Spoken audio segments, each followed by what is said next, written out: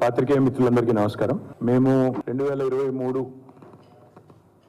డిసెంబర్లో నవంబర్లో ఎన్నికల సందర్భంగా చాలా వివరంగా చెప్పాము, చాలా సందర్భాల్లో చెప్పాము. కేసీఆర్ అంటేనే నీళ్లు, కాంగ్రెస్ వస్తే కన్నీళ్ళు అనే మాట ఎన్నో వేదికల ద్వారా ఎన్నో సందర్భాల్లో చాలా స్పష్టంగా మా పార్టీ నాయకత్వం కింది స్థాయి గ్రామ స్థాయి నాయకత్వం నుంచి రాష్ట్ర స్థాయి నాయకత్వం దాకా వివరంగా చెప్పాం. ఇవాళ మేము చెప్పిన మాట నిజమైంది అనే మాట నేను మీకు విజ్ఞప్తి చేస్తా ఉన్నా. తెలంగాణలో ఈరోజు పల్లెలు తాగునీరు లెక్క తనలాడుతున్నాయి, తల్లడిల్లుతూ ఉన్నాయి. పట్టణాలు గొంతెండి అలమటించే పరిస్థితి వచ్చింది. రాష్ట్రం మొత్తం ఈరోజు ధూపతో దాహంతో కొట్లాడుకునే పరిస్థితి ఈరోజు వచ్చిన మాట వాస్తవం. మీరు ఒక నిమిషం చూసినట్టయితే రాష్ట్ర వ్యాప్తంగా ఒక దగ్గర కాదు, ఇవాళ ట్యాంకర్లు మళ్ళొక్కసారి ప్రతి పట్టణంలో దర్శనమిస్తూ ఉన్నాయి. ఇవాళ ప్రతి పల్లెలో ప్రతి పట్టణంలో ఈ రకంగా బిందెలతో మళ్ళీ రోడ్ల మీదకి వచ్చి మహిళా సోదరిమణులు ఆందోళన చేయాల్సిన పరిస్థితి. ఇది హైదరాబాద్లోని ఒక బస్తీ. ఈ రకమైన దుస్థితి హైదరాబాద్లో ఉన్నది. ఇది మేం చెప్పడం కాదు, మీరే పత్రికల్లో మీరే రాస్తూ ఉన్నారు. సికింద్రాబాద్ కంటోన్మెంట్లో ట్యాంకర్ల చుట్టూ మళ్ళా నీటి కోసం ముష్టి యుద్ధాలు చేయాల్సిన దుస్థితి దాపురించిన పరిస్థితి. ట్యాంకర్ కోసం ఇవాళ జలమండలి చుట్టూ కార్యాలయం చుట్టూ తిరగడమే కాకుండా మరి పెద్ద ఎత్తున పోరాటాలు చేయాల్సిన పరిస్థితి. దీనికి ఎన్నో ఉదాహరణలు, ఒకటి కాదు రెండు కాదు. ఇది ఈనాడు అనే పత్రిక రాసిన వార్త. సన్నని దార సాలని సరఫరా, అంటే వస్తే కూడా నీళ్లు సరిగా రావట్లేదు, ప్రెషర్ లేదు అని మీరే రాసిన వార్త. ఇది కూడా ఈనాడు రాసిన వార్త. గుక్కేడు నీటి కోసం 40 అడుగుల లోతున సాహసం. ఇది ఈనాడు రాసిన వార్త. మిషన్ భగీరథలో కీలకమైన దిగువ మానేరులో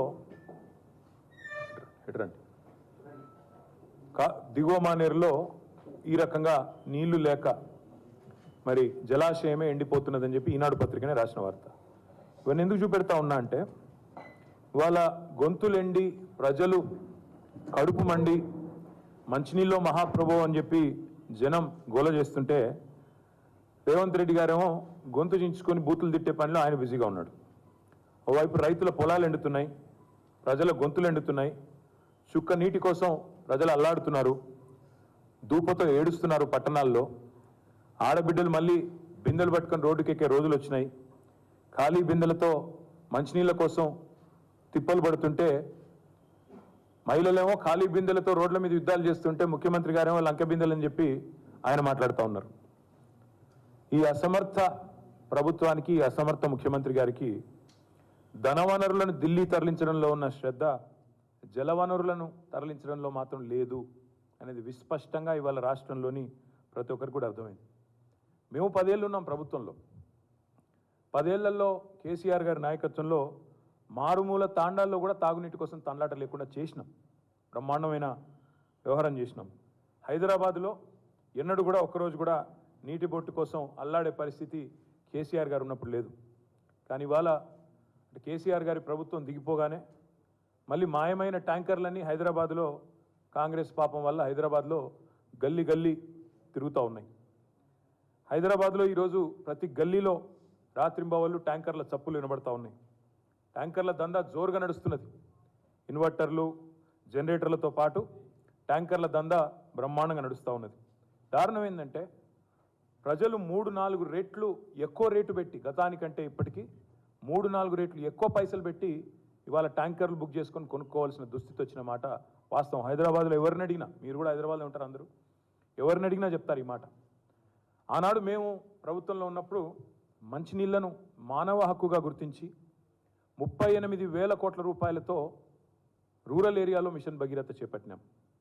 దాదాపుగా మళ్ళీ 1,000 కోట్ల రూపాయలతో హైదరాబాద్ పట్టణానికి కూడా రాబోయే 50 ఏళ్ల పాటు ఇబ్బంది లేకుండా వాటర్ ప్రూఫింగ్, వాటర్ స్కేర్సిటీ లేకుండా చేసే ప్రయత్నం చాలా బ్రహ్మాండంగా చేసినాం.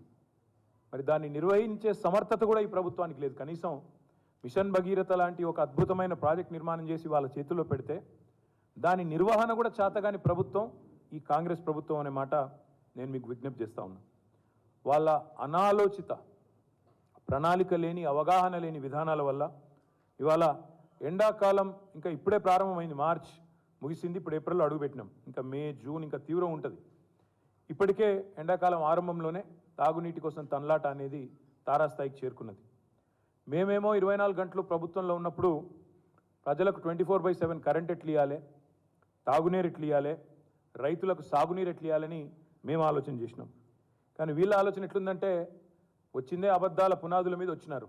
100 రోజుల్లో ఇది చేస్తాం, అది చేస్తాం అని చెప్పి అబద్ధాల పునాదుల మీద గద్దెకెక్కి వీళ్ళు 24 గంటలు ఒకటే పని చేస్తున్నారు.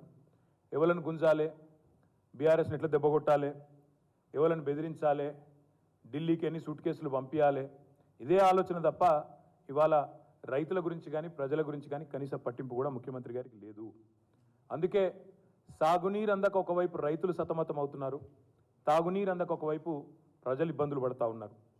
100% మళ్ళీ చెప్తా ఉన్నా, నొక్కి వక్కానిస్తా ఉన్నా, ఇది ప్రకృతి కరుణించకపోవడం వల్ల వచ్చిన నీటి కొరత కాదు. ఇది ముమ్మాటికి వైఫల్యాల కాంగ్రెస్ సృష్టించిన కృత్రిమ కొరత. పోయిన వర్షాకాలంలో సాధారణ వర్షపాతం కంటే 14% అధికంగా వర్షాలు కురిసినాయి. ఇది నా లెక్క కాదు, IMD లెక్క. మీరు కావాలంటే రిపోర్ట్లు మీ అందరి దగ్గర ఉంటాయి. మీరందరూ పాత్రికేయ మిత్రులు, మీరు విజ్ఞానవంతులు, తెలిసిన వాళ్ళు, దయచేసి పోయిన సంవత్సరం సాధారణ వర్షపాతం కంటే 14% వర్షం IMD లెక్క ప్రకారమే అధికంగా కురిసిన మాట వాస్తవమా కాదా ధృవీకరించుకోవాలని చెప్పి కూడా నా విజ్ఞప్తి. ఇది వీళ్ళ వైఫల్యాల వల్ల అని ఎందుకంటున్నా, ఇది కాంగ్రెస్ సృష్టించిన కృత్రిమ కొరత అని ఎందుకంటా ఉన్నా అంటే 2 ఉదాహరణలు. ఇవాళ ఈ రోజు మీరు ఆలోచన చేస్తే మేము ప్రభుత్వంలో ఉన్ననాడు చేసింది ఒక నిమిషం చెప్పి దానికి వస్తాను. మేము నగరానికి 40-50 ఏళ్ల పాటు ఎలాంటి ఇబ్బంది లేకుండా ఇటు గోదావరి కానీ ఇటు కృష్ణ నుంచి కానీ స్కీము డిజైన్ చేసి మిషన్ భగీరథని అటు పట్టణ ప్రాంతం కానీ ఇటు పల్లె ప్రాంతం కానీ బ్రహ్మాండంగా చేసినాం. శివారు కాలనీలు మా కుత్బుల్లాపూర్లో కానీ శేర్లింగంపల్లిలో కానీ ఇవాళ శివారు కాలనీలకు కూడా గోదావరి నీళ్ళు తెచ్చాం, కృష్ణా నీళ్లు తెచ్చినాం. ఆనాడు కాంగ్రెస్ ప్రభుత్వం ఉన్నప్పుడు బోలక్పూర్లో ఎట్లా అయితే 8 మంది చనిపోయారో కలుషిత నీళ్లతో మీ అందరికీ తెలుసు. అలాంటి దిక్కుమాల పరిస్థితి రాకుండా చేసినాం. 10 ఏళ్లలో వాటర్ ట్యాంకర్లకు కూడా పని లేకుండా చేసినాం. ఇవాళ వాస్తవం ఏంటి అంటే, దయచేసి మీరు ధృవీకరించుకోండి. మీకు ప్రతి చోట కెమెరాలు ఉంటాయి, మీకు ప్రతి చోట రిపోర్టర్లు ఉంటారు, నెట్వర్క్ ఉంటుంది. ధృవీకరించుకోండి. నేను చేసిన ఆరోపణ తప్ప, నేను చెప్తున్న మాట తప్ప ఒప్ప ధృవీకరించుకోండి, ప్రజలకు చెప్పండి అని చెప్పి కూడా పాత్రికేయ మిత్రులకు నా విజ్ఞప్తి. ప్రాజెక్టులో నీళ్లు ఉన్నాయి. ఇవాళ రాష్ట్ర వ్యాప్తంగా ఉండే ప్రాజెక్టుల్లో నీళ్లు ఉన్నాయి, కానీ నిర్వహించే తెలివి ఈ ప్రభుత్వానికి లేదు. పార్టీ గేట్లు ఎత్తడం కాదు ముఖ్యమంత్రి గారు, ప్రజల కోసం చేతనైతే ఈ ప్రాజెక్టుల గేట్లు ఎత్తండి. పార్టీ గేట్లు ఎత్తడం, అదే పనిలో రాజకీయాలు చేయడం కాదు. ప్రజల కోసం ప్రాజెక్టుల గేట్లు ఎత్తండి. ఫోన్ ట్యాపింగ్ కాదు, వాటర్ ట్యాపింగ్ మీద దృష్టి పెట్టండి. మీరు చేయాల్సిన పని చేయకుండా ఇవాళ పనికిమాలిన పనులు చేస్తూ ఉన్నారు. సాగర్లో నీళ్లున్నాయి, నాగార్జున సాగర్లో డ్రింకింగ్ వాటర్ కోసం. సింగూరులో నీళ్లున్నాయి, ఎల్లంపల్లిలో నీళ్లున్నాయి, ఉస్మాన్ సాగర్లో నీళ్లున్నాయి, హిమాయత్ సాగర్లో నీళ్లున్నాయి. మరి రాష్ట్ర రాజధానిలో ప్రజలు ట్యాంకర్లు ఎందుకు బుక్ చేసుకోవాలండి?